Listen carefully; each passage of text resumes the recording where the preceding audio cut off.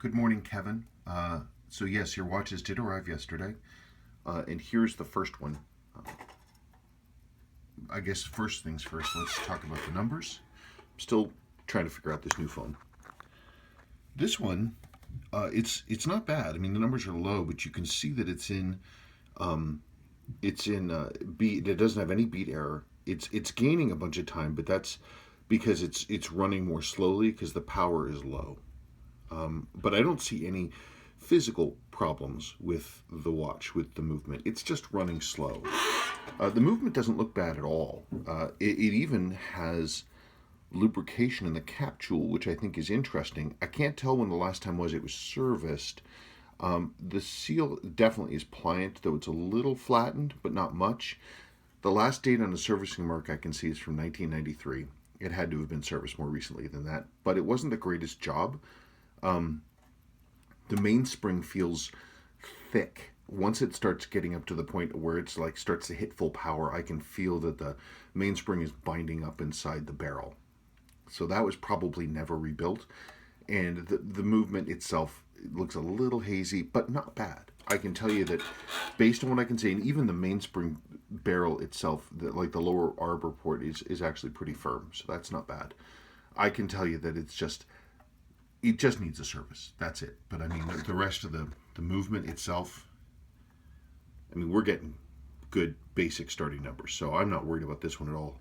Because, of course, it's a late non-Sua, and the movement quality is just better.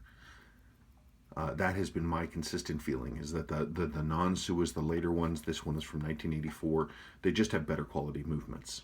And we're seeing that. So with servicing, this one will be fine. Okay, let's switch to the other one, the Sua.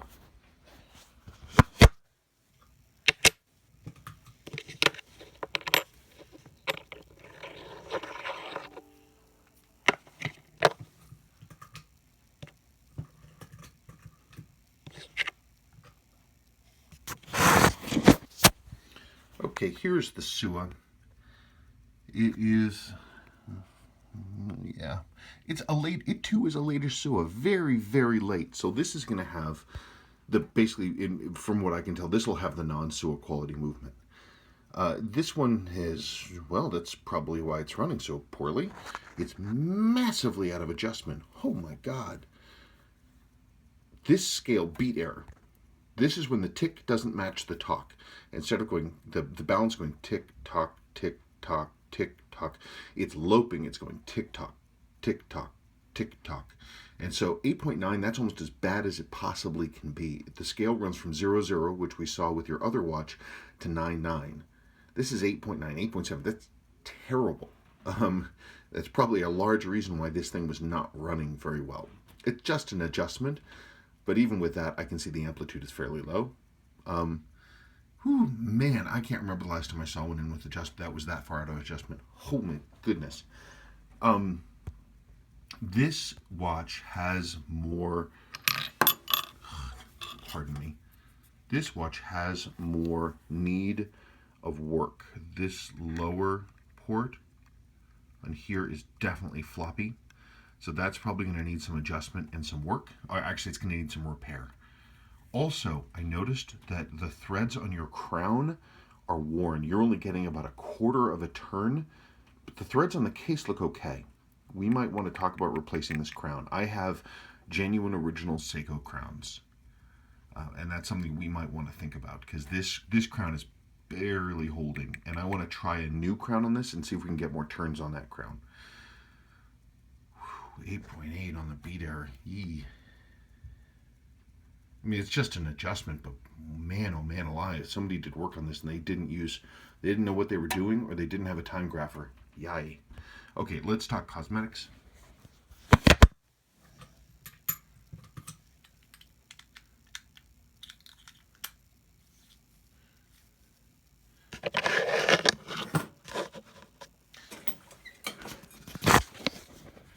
Okay, this is the 1984. This is the 1981. So you can see this is a very late Sua with the split dial text of a Sua, and this is the later non-Sua. Interestingly, with the sort of buttercream yellow loom that I always associate with the 77s. Very interesting to see this patina here. It's unusual. It's attractive, but it's unusual.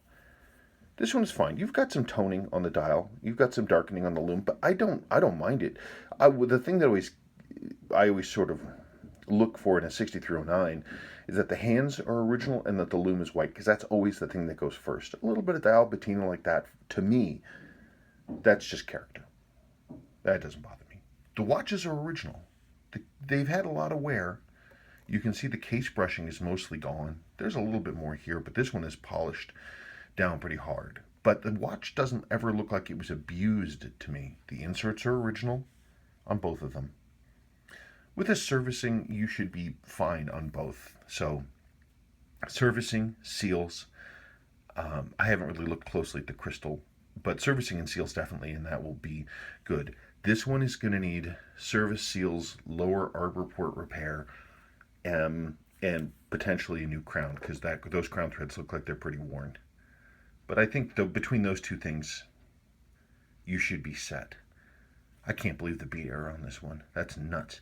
But what's nice is it's a Sua, and the dial is still relatively unfaded. You got a little bit of this orange here going on, which is cool. This one's faded a little bit more to the green. Fun stuff. Okay, let's move ahead. You let me know if you want me to continue, and we will go from there. I'm not seeing any other major problems. Okay.